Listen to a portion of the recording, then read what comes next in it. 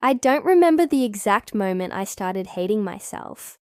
Maybe it was a slow burn, the kind you don't notice until your chest is already filled with smoke. Maybe it was the first time I caught my reflection in the school bathroom mirror and thought, God, I can't stand the girl staring back at me. All I know is that by the time junior year rolled around, I had mastered the art of invisibility. Head down, hoodie up, earphones in, even when the music wasn't playing. Nobody noticed when I skipped lunch. Nobody noticed when my grades slipped from perfect to passable. Nobody noticed the weight I carried in my chest like bricks. Nobody. Except him. It started on one of those suffocating afternoons in late September. The kind where the hallways smelled like sweat and cheap perfume, and the sunlight through the windows felt more like a spotlight than warmth. I was tucked against the far corner of the library, hunched over a notebook filled with more crossed-out sentences than actual words. I wasn't writing anything important, just trying to bleed some of the heaviness onto the page. That's when his shadow fell across my notebook. You know you're pressing hard enough to rip the paper, right? I froze. I didn't even have to look up to know who it was. Everyone knew his voice, low, smooth, like he was always seconds away from laughing at a joke only he understood.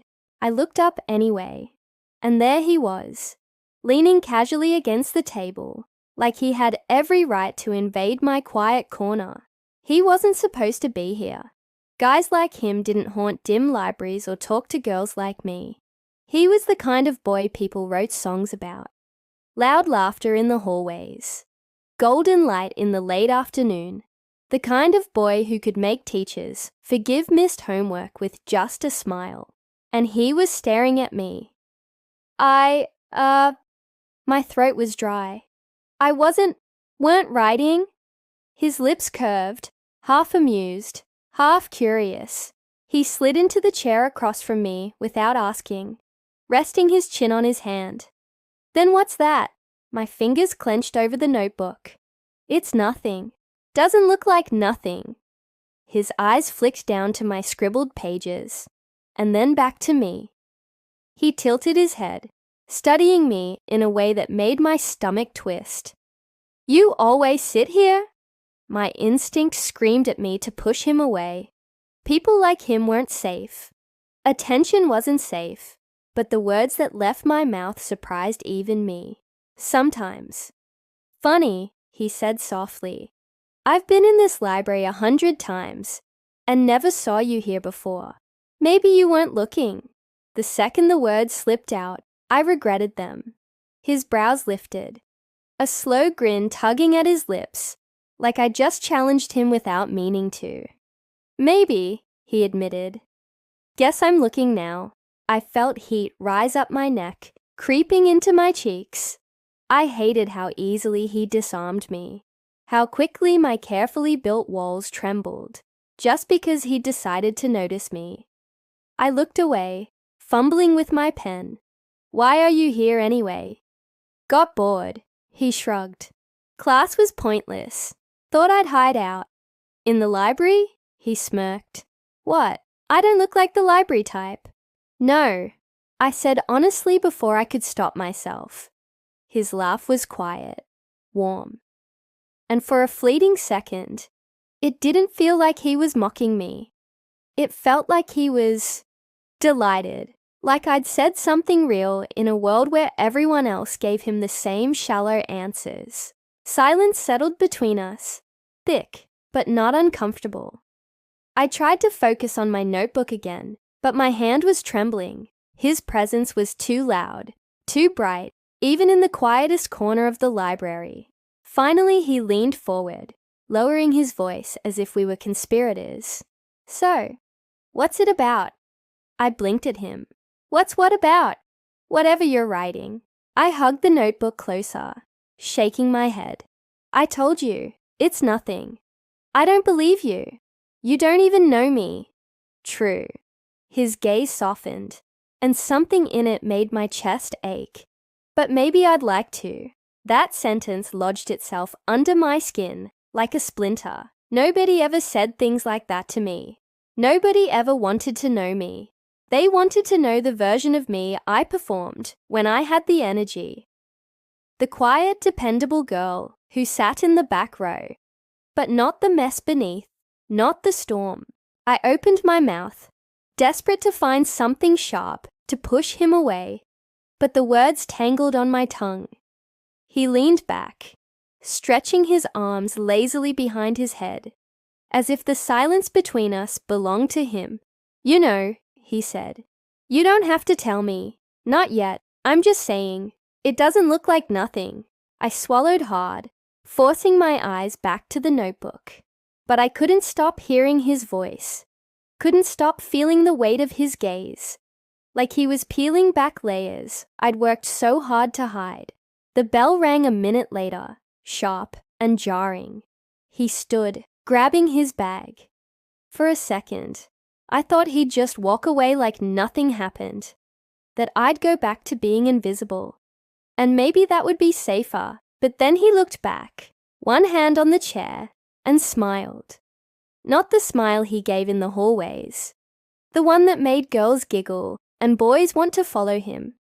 No, this one was smaller, softer, meant just for me. "See you round, library girl." And then he was gone. I sat there long after the echo of his footsteps faded, staring at the mess of words on my page. For the first time in months, my heart was pounding for a reason other than panic. But that terrified me too, because I knew what boys like him could do to girls like me, and I didn't know if I should let him in or push him away. People think high school is loud, hallways filled with chatter, lockers slamming, sneakers squeaking against linoleum floors. But for me, it was silent, not because it actually was, but because I had learned how to tune it all out. When you live most of your days with a storm inside your chest, everything else sounds like static. Mornings were the hardest. I'd drag myself out of bed after hitting snooze 5 times, pulling on the first hoodie I could find, not caring if my hair looked like a tangled mess. My mum worked 2 jobs, barely home, and my dad, well, he wasn't around. It didn't matter.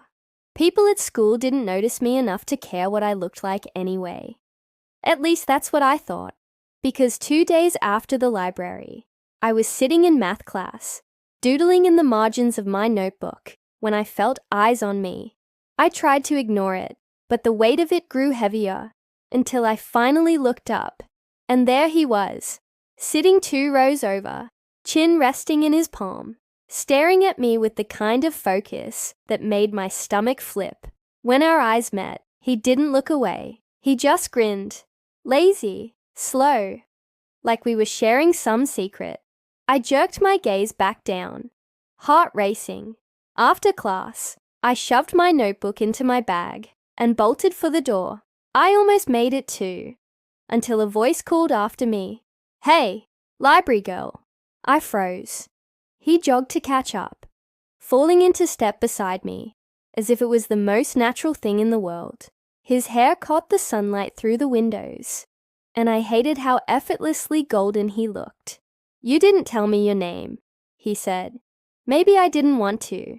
Ouch! He clutched his chest dramatically. "Cold." I rolled my eyes. "You'll survive." His laughter echoed down the hallway, warm and easy. I tried not to let it sink into me, but it was impossible. It was the kind of laugh that reminded you what breathing was supposed to feel like. We walked in silence for a minute, the air between us charged.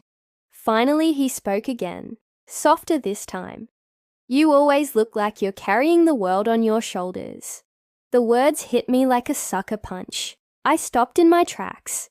"Excuse me," he turned, shrugging. "It's just... everyone else is busy pretending they're okay. You don't even bother. It's different. Different." That word echoed in my head long after he'd said it. Nobody had ever noticed. Nobody had ever cared enough to. I didn't reply. I couldn't. My throat was tight, my heart pounding too fast. I just turned and walked away, leaving him standing in the middle of the hallway. But that night, lying awake in bed, his words replayed again and again. "You always look like you're carrying the world on your shoulders." How could he see something I'd spent years trying to hide? The days that followed blurred together, but somehow he kept finding me.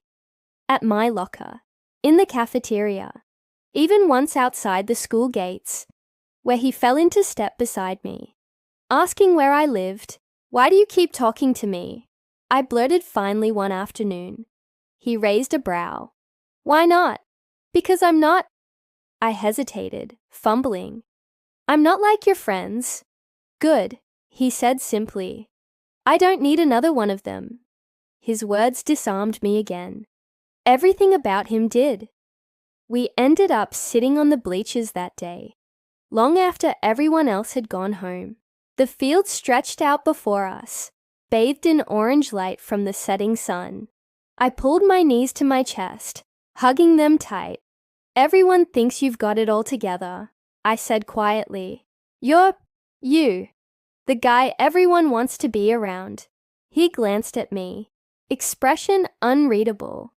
"And you think that means I've got it together, don't you?" He chuckled, shaking his head. "Not even close." For the first time, I saw something flicker behind his eyes. A shadow. It startled me. That maybe he was human after all. We sat in silence for a while, the wind cool against our skin. You ever feel like, no matter what you do, it'll never be enough? My throat tightened. Slowly I nodded. All the time, our eyes met, and for a split second, I felt it. A thread tying us together, fragile but real, like he wasn't just shining light into my darkness. Maybe he had shadows of his own, but that was dangerous. Too dangerous. Because the more he saw me, the harder it became to pretend, and I didn't know if I could survive being seen. The next day, I avoided him. I ate lunch in the bathroom, hiding in a stall with my knees tucked to my chest. Pathetic, I know, but I needed space. I needed air. Except when I opened the door to leave, he was leaning against the wall outside, arms crossed, waiting. "Seriously?" I whispered. He smirked. "Seriously? Do you follow everyone like this?" "Only you." My chest ached, but I forced my voice flat. "Why?" His smile faded then, and for once, he didn't have a teasing comeback. He just looked at me. Eyes steady, voice quiet. "Because I think you need someone to." The silence after those words was deafening. My heart slammed against my ribs, and I wanted to scream at him, to tell him he was wrong, to tell him I didn't deserve any of this. But instead, I turned on my heel and walked away, leaving him behind. Even as my footsteps echoed down the hall though, one truth clung to me like a bruise. His kindness felt dangerous. There's a moment, a single heartbeat, when you realize someone has become impossible to ignore. For me, that moment came the following week. I'd been avoiding him, slipping through crowded hallways, ducking into bathrooms, convincing myself I didn't need the kind of attention he was giving me. But somehow, he always found me. Not in the loud, chasing kind of way. No, it was quieter, patient, like he knew I'd eventually stop running. And I did. It was late afternoon, the sky heavy with the promise of rain. Most students had already gone home, but I was still at my locker, shoving textbooks into my bag with mechanical motions. The hallway was dim, the kind of half-light that made everything feel softer, almost secret. "You know," his voice came from behind me, low and teasing. "For someone who's trying to be invisible, you make it really hard not to notice you." I stiffened. "You again." "Me again," he said easily, leaning against the locker beside mine. "What are you hiding from?" "I'm not hiding." His brow arched. "Right, that's why you eat lunch in the bathroom." My head snapped up. heat rushing to my cheeks. You followed me, he shrugged. Accidentally, at first, then softer. I just didn't want you to be alone. Something inside me cracked at those words. Sharp and dangerous. Nobody ever said things like that to me. Nobody ever cared if I was alone. I slammed my locker shut, desperate to escape, but his hand caught the edge before it could close. Not forceful, just enough to stop me. Talk to me, he said quietly. I shook my head, my throat burning. You don't want to know me. Not really. He studied me then, eyes darker than usual, searching. Try me. And just like that, my defenses faltered. We ended up in the music room, a place that always smelled faintly of dust and chalk. Instruments sat abandoned in the corner, and the rain had finally started. Tapping softly against the windows, he sat on top of a desk, long legs stretched out, while I curled into a chair opposite him, picking at the threads of my hoodie.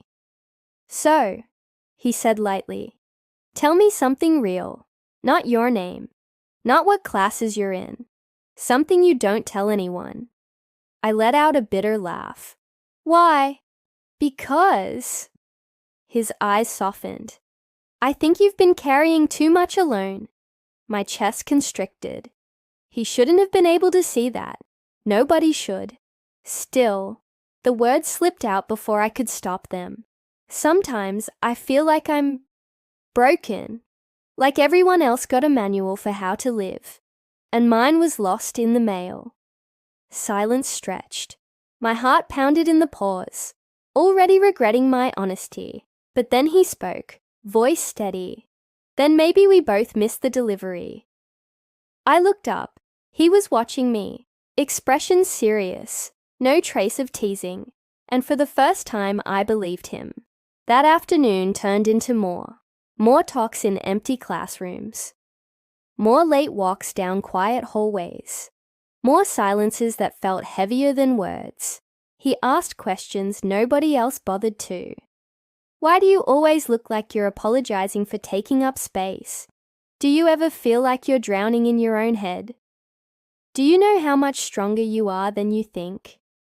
I never had answers, but I realized, slowly, dangerously, that he wasn't afraid of my cracks. He leaned closer to them, as if they were windows instead of flaws.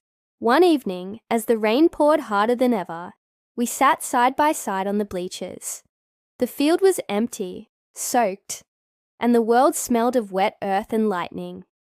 Everyone thinks you're untouchable, I murmured, staring at the storm. And you? He asked. I hesitated. I think you're lonelier than you let on. He turned his head, his eyes burning into mine. For a long moment, neither of us spoke. The only sound was the rain drumming against the metal. Finally, he whispered, See? That's why I keep finding you. My chest tightened, breath catching. Nobody had ever said something so simple, so dangerous. It was after that night when the spark finally shifted into something more. We were back in the library, the same corner where it all began.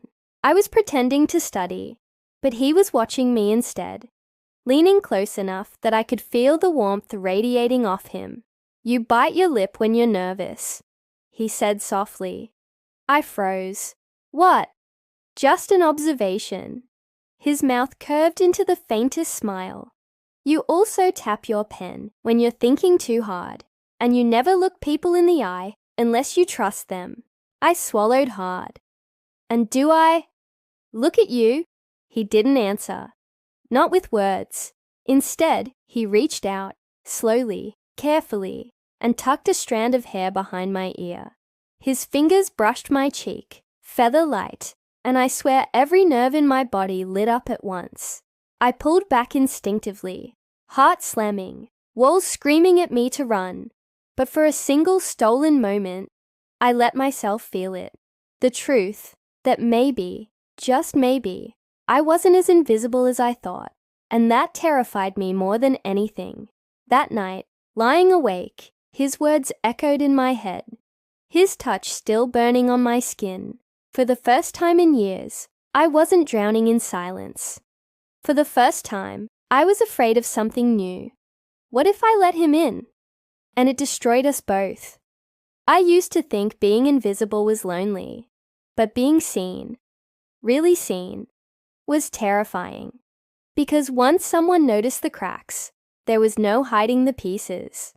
After that stolen moment in the library, nothing was the same. He didn't kiss me. Not yet. But his fingers brushing my cheek felt louder than a shout. More dangerous than anything I'd ever known. And the worst part? I wanted more. But wanting was dangerous. Wanting meant risking. And I wasn't sure I was built for that kind of fire. We fell into a rhythm that nobody else seemed to notice. Or maybe they did and just didn't care. Passing each other in the hallways. A flicker of eye contact. A ghost of a smile. Sneaking away to quiet corners during lunch. His laughter filling the empty air. Late afternoons on the bleachers. Our words spilling into the twilight. It was a secret I held close to my chest. Equal parts fragile and intoxicating. But every secret has shadows. Because the closer he leaned, the harder I fought the voice in my head. The one whispering, "You're not enough. You'll ruin this."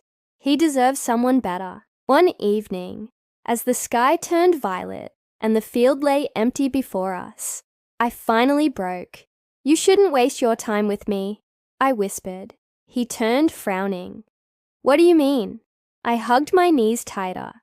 "I'm a mess. You could have anyone. And here you are, sitting with me." He was quiet for a long time. Then he laughed, not mocking, but incredulous. "Do you even hear yourself?" he asked. I stiffened. "I'm being realistic." "No," he said firmly, shifting closer. "You're being cruel. To yourself." My breath caught. Nobody had ever called me out like that. Nobody had cared enough to. I looked away, blinking hard against the sting in my eyes. "You don't understand." "Then help me," he said softly. "Make me understand." Something inside me cracked wide open. And before I could stop myself, the words spilled out. "I feel like I'm drowning all the time. Like no matter what I do, it's never enough. Not for my teachers.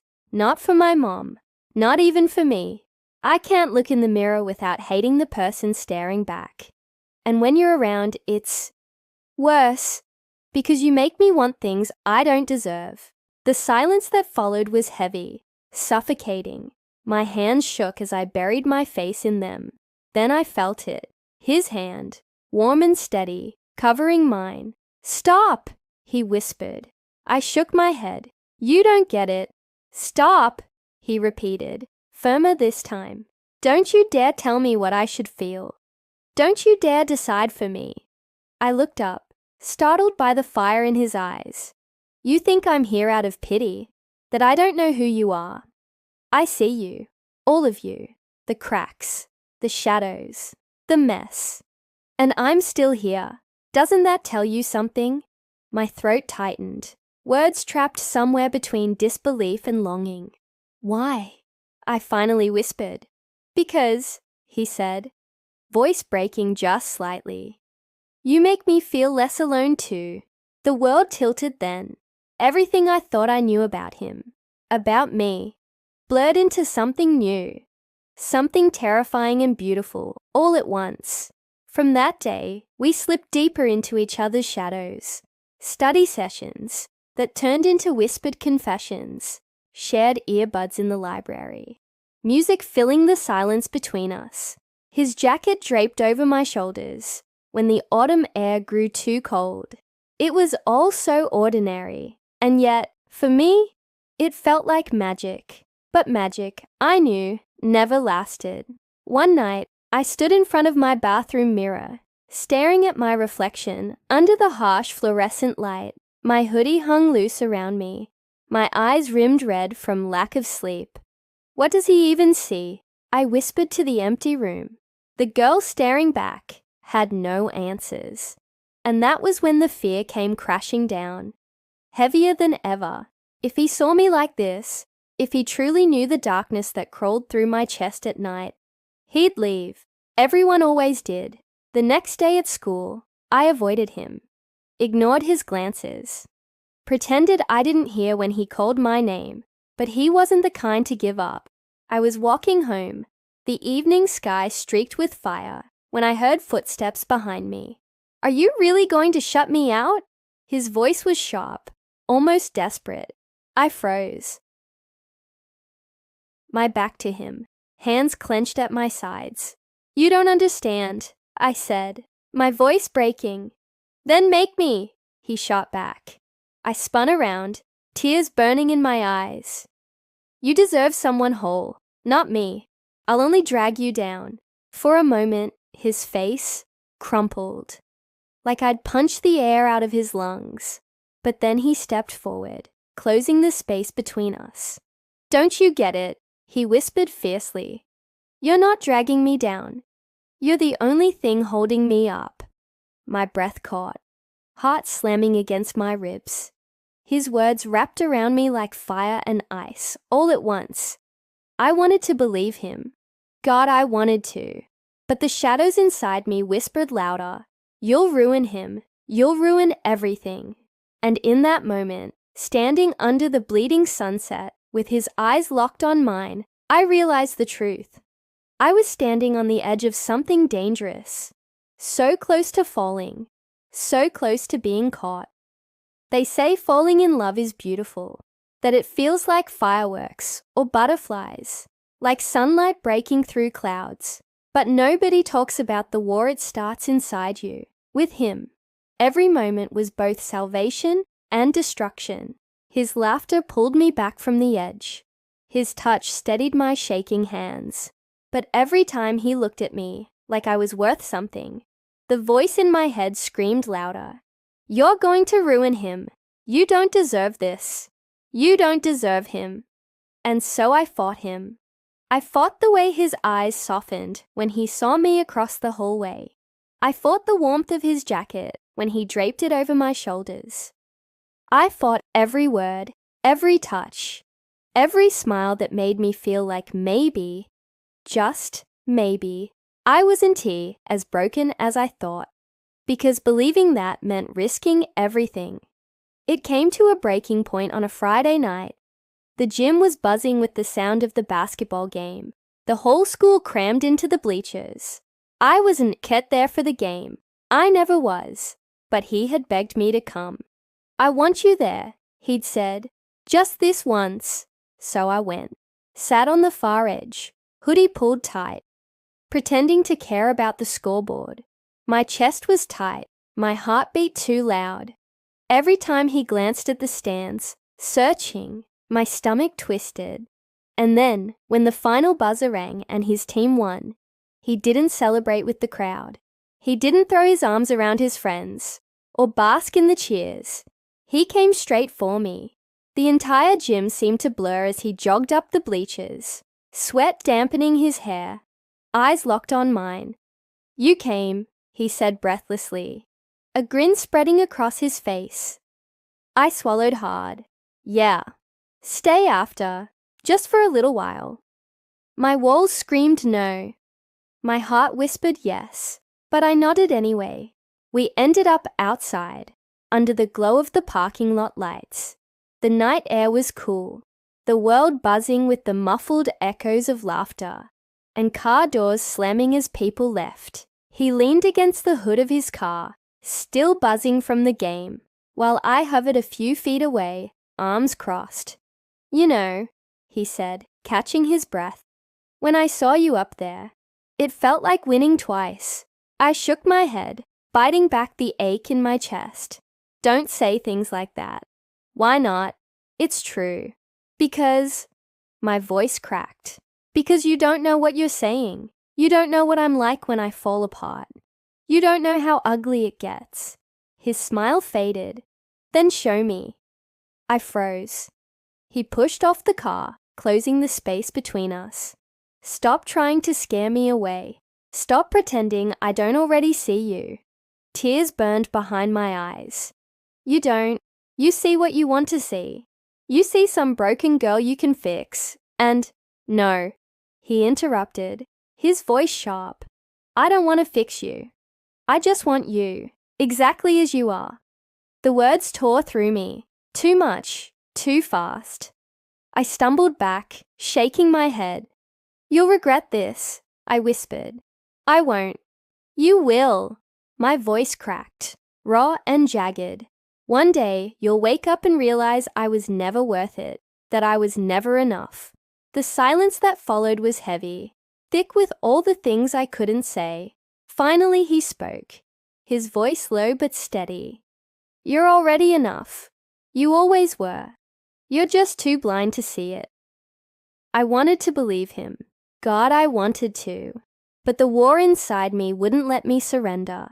So I did the only thing I knew how to do. I turned away. He caught my wrist before I could take a step. His grip wasn't tight, just desperate. Don't! I couldn't look at him. If I did, I'd break. You deserve someone who doesn't come with all this baggage, I whispered. Someone whole. Someone better. His hand trembled against mine. But I don't want better. I want you. The words shattered something inside me. My knees went weak, my chest caving in, and still, I pulled away. Because if I let him stay, if I let him love me, and then I broke him too, I'd never forgive myself. So I walked. Each step felt like tearing flesh from bone. Each step like a betrayal. Not of him, but of myself. I didn't look back. I couldn't. But his voice followed me into the night, ragged and aching. I'll wait for you, no matter how long it takes. That night, I collapsed on my bed, burying my face in my pillow, shaking with silent sobs. The war inside me had reached its peak. I wanted him more than I wanted air, and yet I had pushed him away, because loving him felt like salvation, but losing him would feel like death. And I wasn't sure I could survive either. The days after I walked away from him were the quietest of my life. Not the good kind of quiet. Not peace. Not calm. No, it was the kind of quiet that screams. The kind where every tick of the clock feels like a hammer inside your head.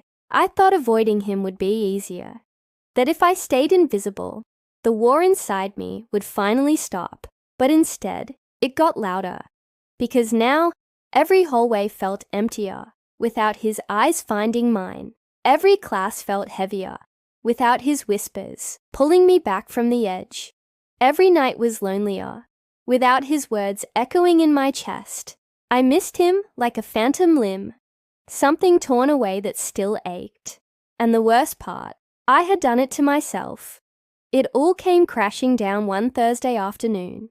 The weight of everything, school, my mom's exhaustion, the endless ache in my chest, finally pressed too hard. I'd failed a test, the teacher's red ink bleeding across the paper like a wound. My friends, not that I really had any, didn't notice the way my hand shook as I shoved the paper into my bag. Nobody did, except him. Of course it had to be him. He caught me by the lockers, his voice sharp with concern. Hey, what's wrong?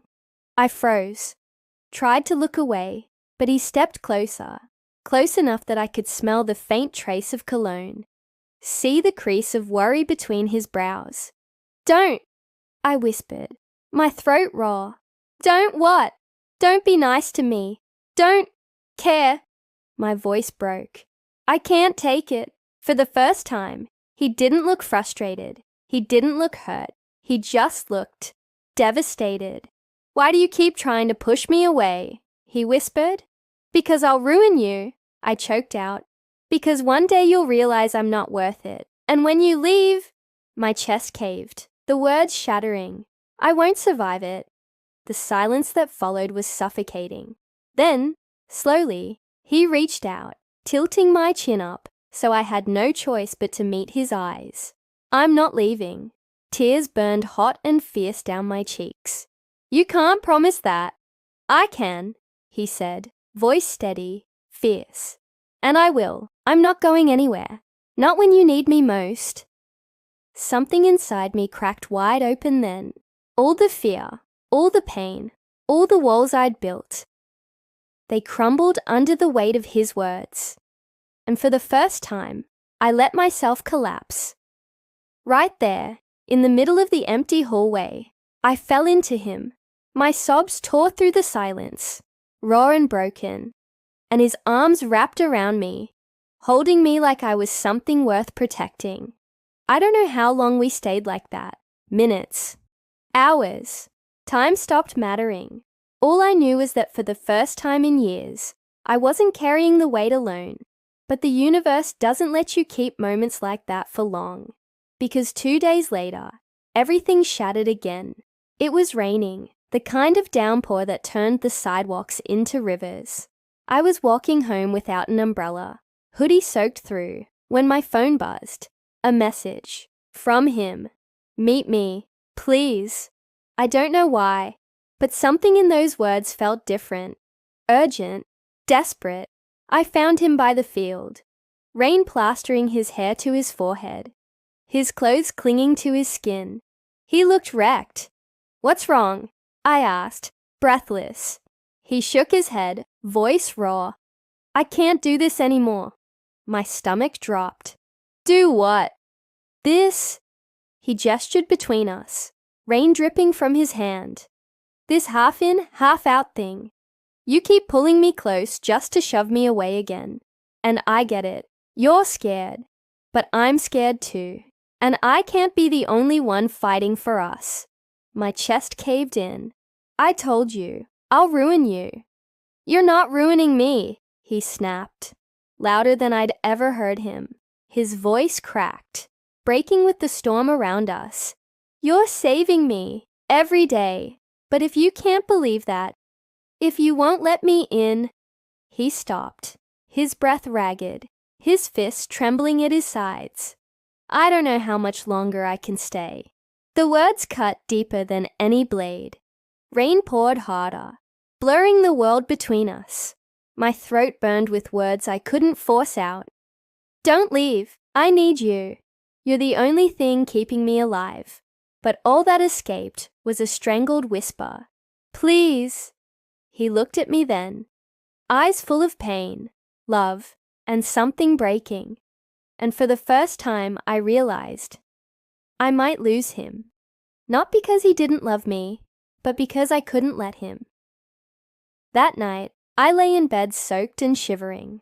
The storm outside, echoing the one inside me. He loved me. I knew that now, with every fiber of my being. But love wasn't always enough. And if I didn't learn how to love myself, even just a little, I was going to lose him forever.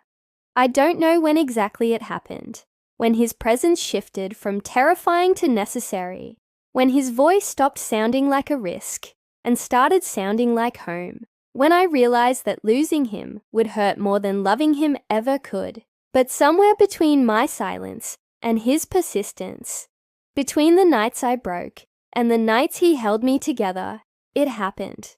And yet, I still almost lost him.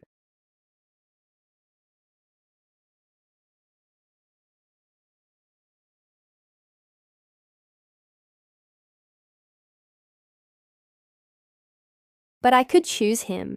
So, trembling, I pulled on a jacket and ran through the misty morning streets, my lungs burning, my shoes slapping against wet pavement. By the time I reached his house, my hair was plastered to my face, my hands numb. I almost turned back, almost convinced myself it was better to let him go. But then the door opened, and there he was, eyes swollen with exhaustion, lips pressed tight, like he'd spent the night fighting himself. Why are you here? He whispered. The words tangled in my throat, but I forced them out, shaky and broken.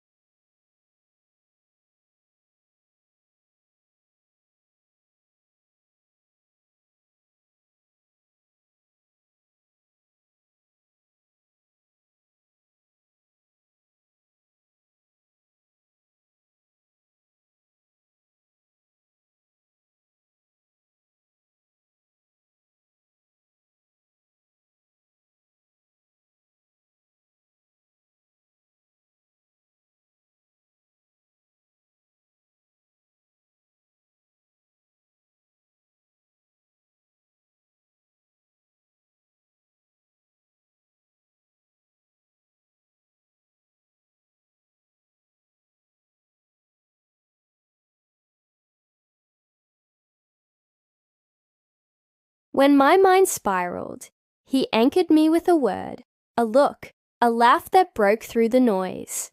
When I doubted myself, he reminded me, not with grand speeches, but with quiet presence, that I was still worth loving, and slowly I began to believe him. Looking back now, it feels surreal, like maybe it was a dream or a story whispered in the dark, but I know it was real because I still feel the echo of it in my chest. The truth is, I don't know what the future holds, whether he and I will last forever or if life will pull us in different directions. But forever doesn't matter. What matters is that when I couldn't love myself, he loved me anyway. When I was drowning, he refused to let me sink. When I thought I was unworthy, he showed me I was more than enough. And that kind of love, the kind that saves you, that brands itself into your soul, you don't forget, you carry it with you, always. So this is my confession. He loved me when I couldn't love myself. And maybe that's why I'll never stop loving him. Even if one day he's just a memory, because some people don't just walk into your life. They break into your darkness and remind you what light feels like. And no matter where I go, no matter who I become, I'll carry this truth like a scar and a prayer. He loved me when I couldn't love myself. And that is why I'll never forget him.